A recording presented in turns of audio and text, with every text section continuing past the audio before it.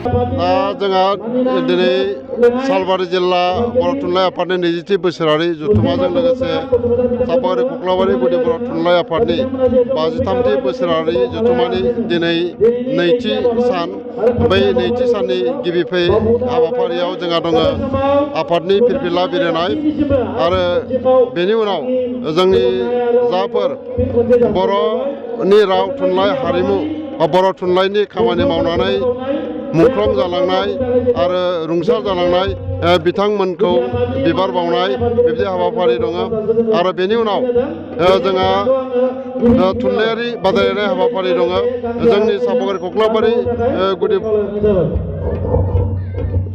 गुदि थुनलाइ आफादनि बेन्दोङाव थानाय गुबुन गुबुन फरायसालिफोरनि फरायसाफोरनि गेजेराव खन्थाइ आवरायनाय बादायलायनाय जागोन आरो गोजौ जौमा फरायसालिफोरनि गावनो लिरनानै खन्थाइ आवरायनाय बादायलायनाय जागोन आरो बेनि उनाव बे हाबाफारियावनो जोंजों गाहाय आलासि महरै फरायसाफोरखौ थुलुंगाथाव बिबुंथि लाखिनो थाखाय गसाइगाव BEd कलेजनि डक्टर अजित बर' बिथाङा जोंनि बे दिनैनि बे हाबाफारियाव नुजाफैगोन।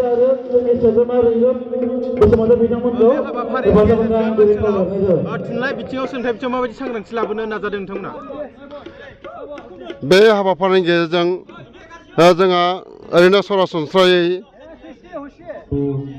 गुदि बर' थुनलाइ आफादा बर' थुनलाइ आफादनि जोनोम सान 10 नभेम्बरजों लोगोसे सापागुरि कक्लाबारि गुदि बर' थुनलाइ आफादनि बोसोरारि जथुम्माखौ खुंबोबाय थानाय जायो आरो बेफोर जथुम्मानि गेजेरजोंनो जोंनि जायफोर लाइमोन लिरगिरि बिथांमोनखौ जोङो लिरनायनि फारसे थुलुंगा होनाय हिसाबै जोंनि सापागुरि कक्लाबारि गुदि बर' थुनलाइ आफादा बोसोरफ्रामबो सोरजि मुंनि गांसे खुगा लाइसि सुजुबाय थायो आरो बेजों लोगोसे ओनसोलनि लिरगिरिफोरा गोबां बिजाबफोर लिरनानै आरो खन्थाइ लिरनानै बेबायदि जथुमाव बिजाब बेखेवनाय बेफोरबायदि हाबाफारिफोरखौ जोङो नुनो मोनबाय थादों।